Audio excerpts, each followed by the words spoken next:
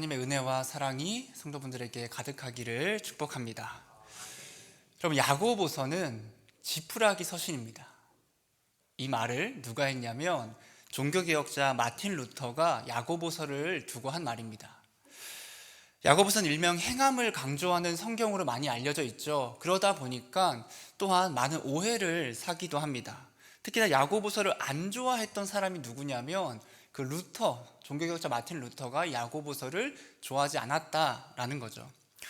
루터는 어떤 성경을 가장 좋아했냐면 로마서를 가장 좋아했다고 합니다. 왜 그러냐면 로마서의 이신칭의가 가장 잘 나타나 있기도 하고, 또 그 로마서를 루터가 읽으면서 그가 회심했기 때문에 루터는 로마서를 매우 좋아했는데, 이러한 루터가 이 야고보서에게만큼은 상당히 야박했다라는 거죠. 그래서 루터는 야고보서를 어떻게 이야기하냐면 야고보서는 지푸라기 서신이라고 이야기하는데 이렇게 이야기합니다. 야고보서는 다른 책들, 즉 요한복음, 바울의 로마서, 갈라디아서, 에베소서, 베드로전서와 비교해 볼 때 의로운 지푸라기 서신에 지나지 않는다. 왜냐하면 야고보서는 아무런 복음적 성격을 지니고 있지 않기 때문이다 라는 거죠. 루터는 이신칭의를 매우 강조했기 때문에 야고보서를 이신칭의를 말하고 있지 않고, 또 야고보서 안에는 예수 그리스도의 죽음이나 부활과 같은 그런 십자가의 복음을 이야기하고 있지 않기 때문에 이 야고보서는 지푸라기 서신이라고 이야기했다라는 거죠. 여러분, 그러면 야고보서는 정말로 지푸라기 서신인가? 예수 그리스도의 십자가의 죽음과 부활이 담겨 있지 않은 가볍고 가벼운 그런 지푸라기 서신인가? 여러분, 그랬다면 야고보서가 이 정경에 절대 포함될 수 없었겠죠. 어떤 사람들은 바울 서신과 야고보서를 대립시켜 이야기합니다. 그래서 이 두 성경이 전혀 다른 이야기를 이야기하고 있다라고 말하기도 하면서 마치 이 야고보서와 바울 서신이 싸우고 있는 것처럼 이야기하기도 하지만 절대 그렇지 않다라는 거죠. 이 야고보서와 바울 서신들은 서로 강조점의 차이가 있다라는 거죠. 두 서신의 수신자와 그들의 상황을 본다면 이런 오해가 좀 풀리게 되는데, 바울 서신은 이런 겁니다. 우리가 하나님을 믿음으로 말미암아 어떻게 우리가 하나님 앞에 의롭다함을 받을 수 있었는가라는 그 칭의의 원인에 대해서 이야기한다면, 야고보서는 그렇다면 믿음으로 말미암아 의롭다함을 받은 그 그리스도인들은 어떻게 살아가야 하는가에 대한 그 칭의의 결과에 대해서 이야기하고 있는 게 이 야고보서다라는 거죠. 그렇기 때문에 바울 서신이 믿음을 강조하고 있다면 이 야고보서는 행함을 강조하고 있다라고 우리는 볼 수 있습니다. 백석대학교 최영삼 교수는 야고보서를 뭐로 표현하냐면 지붕으로 표현해요. 지붕, 교회의 지붕. 그의 책 지붕 없는 교회에서 이렇게 말합니다. 야고보서는 지푸라기 서신이 맞다. 지푸라기라서 너무 가벼워 쓸모가 없는 것이 아니라 바로 그런 점 때문에 정말 유용하다고 말하고 싶다. 비유적으로 집을 짓는다고 생각해보자. 먼저 땅을 깊이 파고 기초를 놓을 것이다. 바울 서신의 역할은 마치 그와 같다. 신약 교회라는 건물에 머리돌을 놓는 기초 작업에 집중했다고 볼 수 있다. 하지만 집이 기초만으로 무슨 역할을 할 수 있겠는가? 건물의 기초가 놓였다면 당연히 그 위에 기둥들을 세우고 또한 벽을 세우고 난 후에는 마지막으로 지붕을 얹어야 한다. 지붕을 얹기에는 옛날 같으면 정말 지푸라기 같은 재료가 적격이 아니겠는가? 야고보서는 그런 의미에서 지푸라기 서신이 맞다. 곧 건물을 완성하는 작업이다 라는 거죠. 최영상 교수는 오늘날 진짜 우리에게 필요한 성경이 무엇인가에 대해서 이야기할 때 바로 이 야고보서와 같은 그런 공동서신이 우리에게 무엇보다 필요하다라고 이야기합니다. 오늘날 한국교회는 하나님의 절대 주권, 하나님의 은혜라는 그 복음의 기초 아래서 기초를 세우고 벽을 단단히 세웠습니다. 그렇게 해서 기초와 벽이 단단히 세워졌는데 지붕이 없어서 비바람이 불고 풍파가 갈 때 그 모든 것들을 그대로 막고 있다라는 거죠. 하나님께서는 우리에게 이 야고보서 바로 전까지, 이 히브리서 공동서신 전까지 바울 서신을 주시면서 우리에게 복음의 정수를 말씀해 주십니다. 그리고 바울 서신이 끝나고 히브리서부터 야고보서까지 쭉 뒤에 공동서신이라는 서신이 이어지면서 그 복음을 가진 우리가, 의롭다 칭함받은 우리가 어떻게 이 땅에서 그 믿음을 가진 사람으로서 살아가야 하는가에 대해서 전해주고 있다라는 거죠. 여러분, 야고보서를 일명 공동서신이라고 부르거든요. 왜 공동서신이라고 부르냐면 이 서신은 특정한 개인이나 특정한 교회를 향해 보내진 것이 아니라 여러 교회들에게 전체적으로 보내진 서신이기 때문에 공동서신이라고 이야기합니다. 그래서 야고보서의 수신자들이 누구냐, 누가 이 편지를 받고 있냐, 1절에 흩어진 12지파라고 이야기하거든요. 12지파라고 하니까 누가 떠오르냐면 마치 구약에서 야곱의 12아들이나 아니면 이스라엘의 큰 12지파가 떠올려서 바울이 유대인들에게 이 지금 서신을 전하는 건가 하고 생각할 수 있지만 그렇지는 않습니다. 여기서 흩어진 12지파란 사람들은 예수님을 메시아로 믿고 받아들인 유대인 그리스도인들과 또 함께하는 이방인 그리스도인들, 즉 그 흩어진 교회들을 의미한다라는 거죠. 이 흩어진이란 말이 디아스포라라고 많이 들어보셨을 텐데, 이들은 실제로 곳곳에 자기 고향을 떠나서 흩어져 사는 그런 사람들이었고, 그렇게 흩어져서 그리스도인 공동체로 살아가는, 교회를 이루고 살아가는 그 수많은 교회들에게 이 야고보라는 사도가 이 야고보서를 써서 보냈다라는 겁니다. 야고보서 편지를 받고 있는 그 수신자들은 흩어진 12지파란 사람들인데, 그 흩어진 교회들의 상황을 안다면 사실 야고보서가 더 잘 이해될 수 있거든요. 이들은 어떤 사람들이냐면 자신이 사는 고향에서 실제로 여러 곳으로 흩어짐 당한 또는 흩어진 그런 존재들이다라는 거죠. 그래서 이들에게 어떤 특징이 있냐면 환경적으로나 경제적으로나 정치적으로나 사회적으로나 좀 열악한 상황에 있는 그런 사람들이었다라는 거죠. 하지만 모두가 다 열악했는가? 모두가 다 막 가난하고 힘들었는가? 그런 건 또 아닙니다. 분명히 부유한 사람도 있었다라는 거죠. 그러니까 이 흩어진 교회의 특징은 뭐냐면 그 사람들의 환경적인 것, 사회적인 것, 경제적인 것, 신앙적인 것까지 모두가 다 다르고 천차만별이었다라는 거죠. 그러니까 어떤 문제가 생기냐면 그들 가운데 여러 가지 시험이 있었다, 여러 가지 시련들과 아픔들이 있었다라고 이 야고보서는 이야기해주고 있는 겁니다. 2절 말씀에서 이렇게 말해줍니다. 내 형제들아, 너희가 여러 가지 시험을 당하거든 온전히 기쁘게 여기라. 시험이 그들에게 있었다라는 거죠. 그런데 이 시험을 당할 때 어떻게 해야 되냐고 말하냐면 온전히 기쁘게 여기라 라고 이야기합니다. 여기서 이 시험이라는 게 무엇인가? 우리가 보통 성경에서 시험을 보면 믿음으로 말미암은 핍박, 박해, 이런 좀 웅장하고 좀 숭고한 거를 생각하지만, 물론 그런 시험도 들어가긴 하지만 여기서 말하는 시험은 말 그대로 온갖 시험들, 사람들 각자 개개인이 겪는 그 온갖 시험들을 의미하는 것으로서 신앙으로 인한 환난과 핍박도 있지만 경제적인 어려움, 탐욕이나 분노나 질투나 시기와 같은 걸로 인한 다툼들도 있을 수 있고, 또 개인의 아픔과 어려움들도 들어가고 인간관계도 있고 여러 가지 사람들이 겪는 수많은 문제들이 이 여러 가지 시험을 의미합니다. 그래서 외적인 것, 내적인 것, 복음으로 인한 것, 개인적인 것까지 모든 것을 다 포함해서 여기서 말하는 그 여러 가지 시험을 만났을 그때에, 당할 그때에 어떻게 말해주냐면 너희가 온전히 기뻐해라, 기쁘게 여기라 라는 거죠. 여기서 온전히 기쁘게 여기라 라는 말은 내가 하나도 기쁘지 않아요, 막 너무 힘들고 너무 고통스러운데 막 억지로 웃으면서 기쁘라고 하는 것이 아니라, 오히려 어떤 시험이 다가와도, 어떠한 시련이 다가와도 너희가 기뻐할 수 있는 이유가 있다라는 말입니다. 여러분 생각해 봅시다.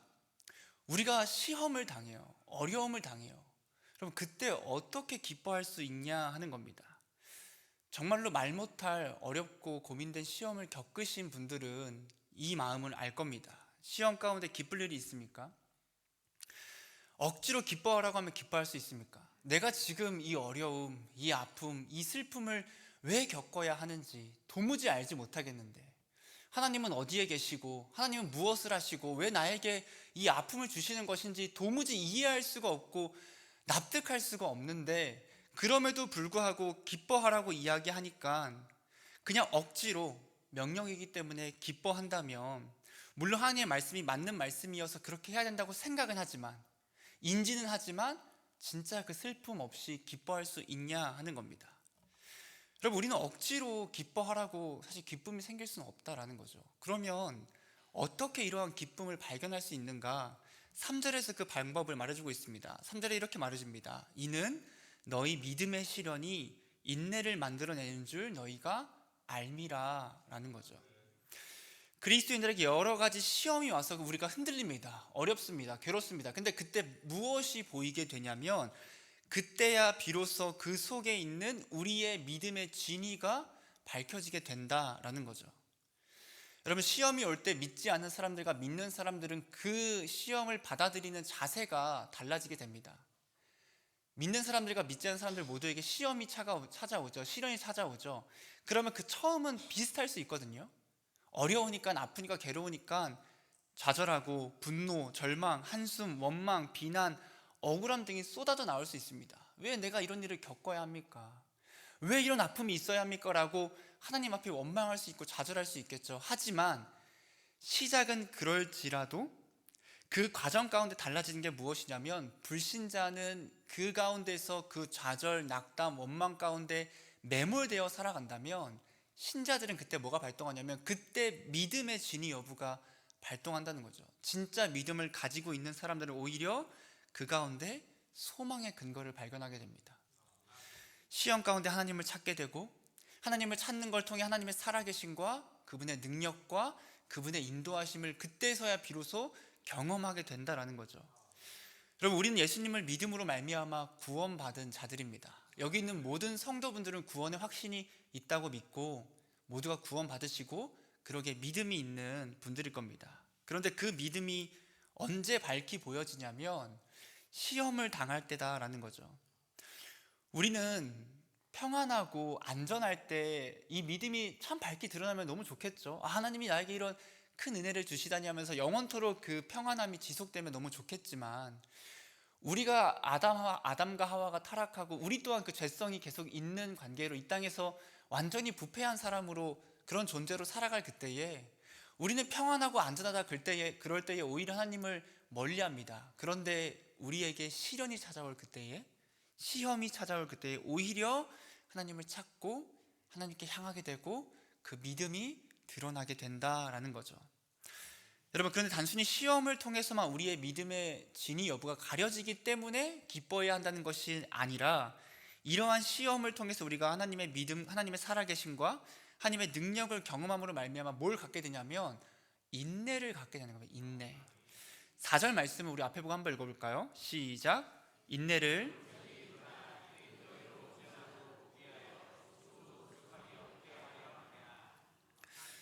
야고보는 그 믿음의 시험을 통해서 인내를 온전히 이루라라고 이야기합니다. 그리고 우리가 온전히 인내할 때 조금도 부족함 없는 사람이 된다라는 거죠.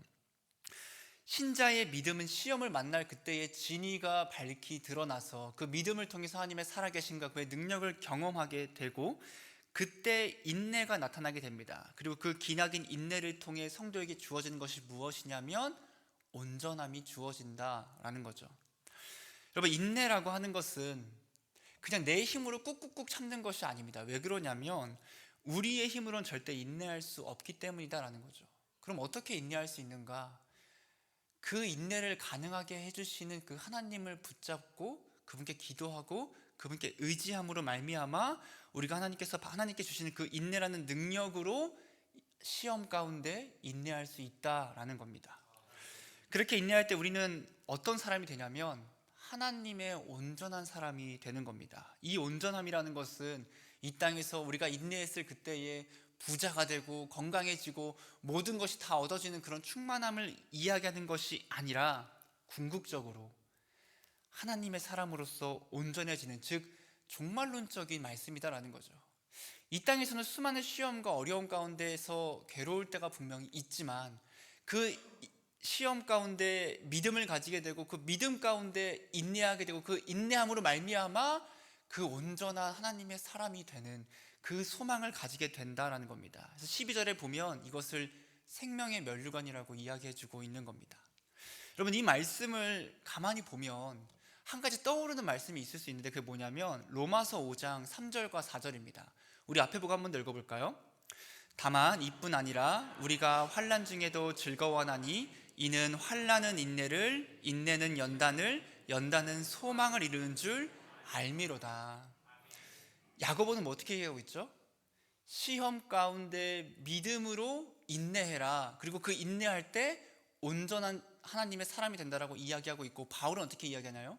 환난은 인내를, 인내는 연단을, 연단은 소망을 이루는 줄 알미라라고 이야기합니다. 결국엔 이 야고보서와 바울 둘 다 뭘 이야기하냐면 시험과 환난과 어려움 가운데 하나님을 붙잡고 예수 그리스도를 붙잡고 인내한다면 우리가 결국에는 그 예수 그리스도와 함께하는 그 소망을 얻게 될 것이다. 그 그리스도와 함께하는 그 기쁨을 누리게 될 것이다 라고 이야기해주고 있는 겁니다. 그럼 우리에게 수많은 시험이 찾아올 때 우리는 온전히 기뻐해야 합니다. 근데 이 기쁨이 억지로 하는 기쁨이 아니라 정말 기꺼이 나오는 기쁨이어야 한다는 거죠. 여러분, 시험이 찾아올 그때에 우리는 너무너무 어렵고 힘듭니다. 왜 나에게 이런 일이 찾아오는 걸까? 왜 나에게 이런 아픔이? 왜 건강의 어려움이? 왜 경제적 어려움이? 왜 인간관계의 어려움이? 왜 가족관계의 어려움이? 왜 이 수많은 어려움이 나에게 찾아오는 걸까 하고 괴로워하고 의문이 생기고 하나님을 원망하기도 합니다. 그런데 그 시험 가운데에서 우리가 무엇을 밝히 보이게 되냐면 그 믿음이 밝히 보이게 됩니다. 수많은 어려움과 괴로움 가운데서 하나님의 살아계심, 그분의 능력, 그분의 보호하심과 인도하심을 경험하게 되고, 그러면 그때 비로소 인내가 가능합니다. 지금 내가 너무나도 힘들고 하나님께서 나와 함께 하시지 않는 것처럼 보일지라도 하나님은 나와 함께하고 계셔. 그분은 내 삶을 인도하고 계셔. 그분은 나를 끝까지 붙잡고 놓지 않으시고 나를 그 소망의 구원의 길로 분명히 인도하실 거라는 그 인내를 가능하게 된다는 겁니다. 그리고 그 인내할 때 어떻게 됩니까? 온전한 하나님의 사람으로 성화가 일어나게 되고 하나님께서 견디고 인내하게 하시며 우리를 그 구원으로 인도하신다라는 겁니다. 그렇게 우리는 여러 가지 시험을 당할 그때에 그 온전하게 됨, 그 소망을 바라보며 기쁘게 나아갈 수 있다라는 거죠. 그럼 문제는 이겁니다. 우리가 시험을 당할 그때에 아까 말했듯이 스스로 인내할 수 없다라는 거죠. 내 힘으로 안 된다라는 거죠. 그럴 때 우리는 어떻게 해야 되냐라는 겁니다. 야고보는 여기서 5절에서 그 해답을 말해줍니다. 5절 말씀이 이렇게 말합니다. 너희 중에 누구든지 지혜가 부족하거든 모든 사람에게 후히 주시고 꾸짖지 아니하신 하나님께 구하라 그리하면 주시리라.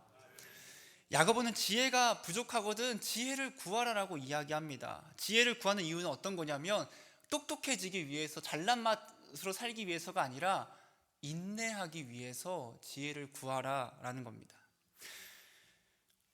여러분, 인내할 그때에 인내가 필요한 건 누구나 알고 있습니다. 그리고 그때에 우리가 구해야 될 것은 그 지혜다라는 거죠.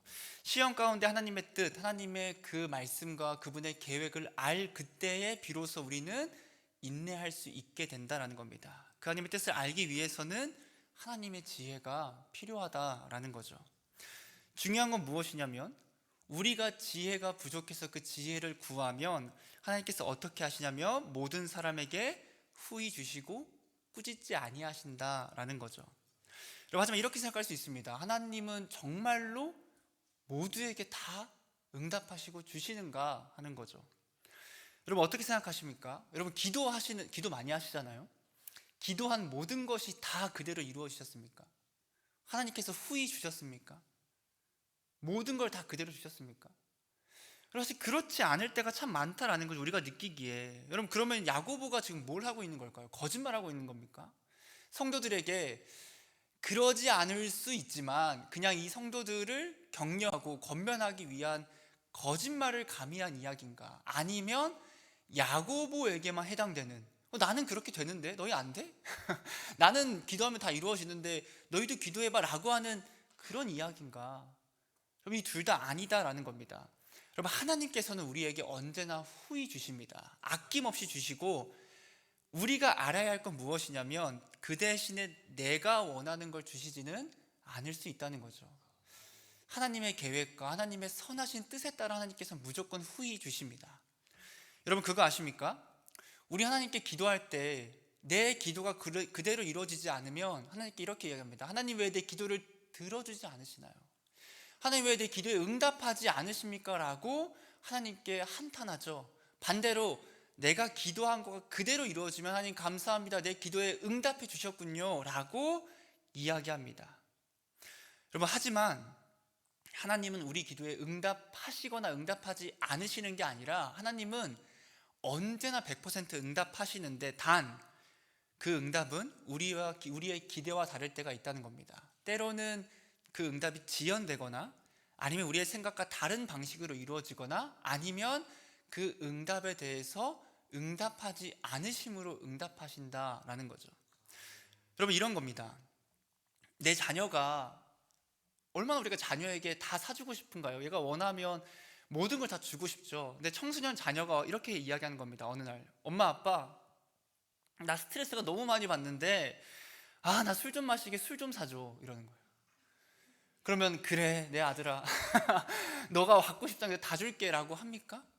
아니죠. 또 이런 겁니다. 엄마 아빠, 나 진짜 부자가 되고 싶어요. 돈을 많이 벌고 싶어요. 그러니까 도박 주막에 1,000만 원만 빌려주세요. 그러면 주십니까? 주시는 분 손 한번 들어보실래요? 안 주죠. 당연히 안 주죠. 여러분, 왜 안 줍니까? 이것을 줄 그때의 그 자녀가 망할 게 뻔히 보이는데, 안 좋은 게 뻔히 보이는데 어떤 부모가 그거를 넉넉히 주겠습니까? 어떻게 응답할까요? 안 된다라는 응답하지 않음으로 응답한다라는 거죠. 하나님께서 언제나 우리의 기도를 들으시고 응답하십니다. 하지만 그 기도의 반응이 우리의 생각과 다를 때가 있다는 거죠. 어느 때는 그대로 이루어지시는 응답이 있을 수 있고, 어느 때는 다르게 응답하실 수 있고, 어느 때는 늦게 응답하실 때가 있고, 어느 때는 응답하지 않으시면, 즉 안 된다라는 말로 응답하실 때가 있다라는 겁니다. 여러분, 우리의 기도는 무조건 응답된다라는 겁니다.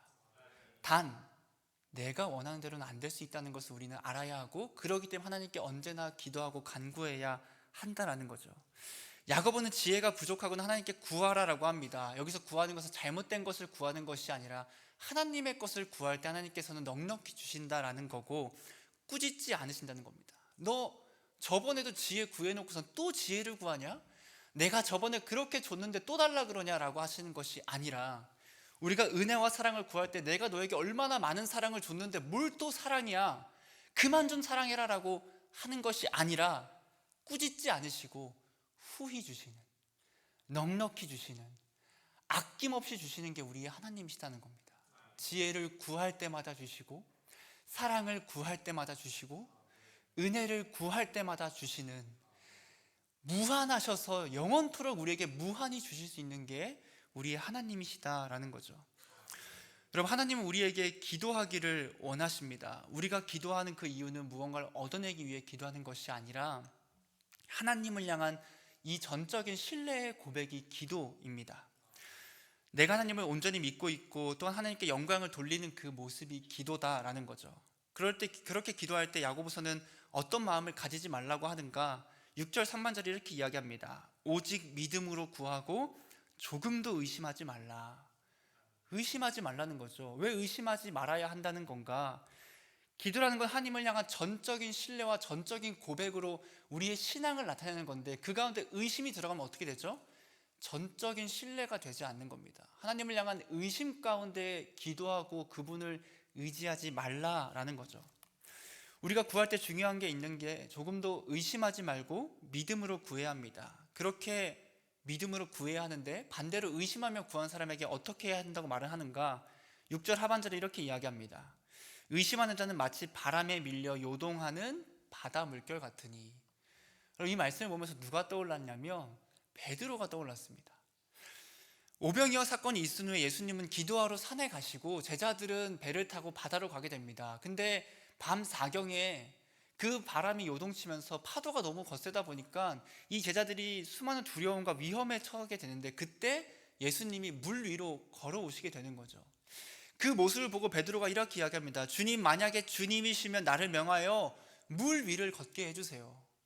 예수님께서 실제로 그 베드로에게 물 위를 걸을 수 있는 기회를 주셨고, 베드로가 어떻게 되죠? 물 위를 걸어요. 엄청난 믿음 아닙니까? 그러니까 베드로에게도 그 믿음이 있었던 거거든요. 근데 베드로가 그대로 쭉 걸어가서 예수님께 안겼으면 참 좋았을 텐데, 이 베드로가 걷다가 어떤 생각이 드냐면, 이렇게나 바람이 많이 부는데 혹시 나 빠져 죽는 거 아니야? 라는 그런 마음이 들었겠죠? 그러니까 그런 의심이 되니까 어떻게 됩니까? 그가 물에 빠지기 시작한다라는 거죠. 베드로가 어떤 마음을 품은 건가요? 두 마음을 품게 된 겁니다. 그에게 믿음이 있었지만 그와 함께 의심도 있는 그 두 마음을 가지게 되었고, 그때 베드로가 예수님께 살려달라고 소리치고 예수님 베드로에게 이렇게 말씀하십니다. 마태복음 13장 31절 말씀, 우리 앞에 보고 한번 읽어보겠습니다. 시작. 예수께서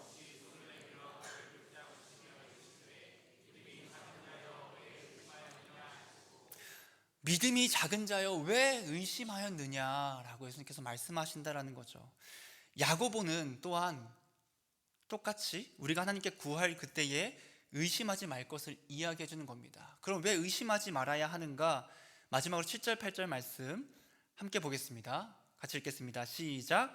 이런 사람은 무엇이든지 주께 얻기를 생각하지 말라. 두 마음을 품어 모든 일에 정함이 없는 자로다.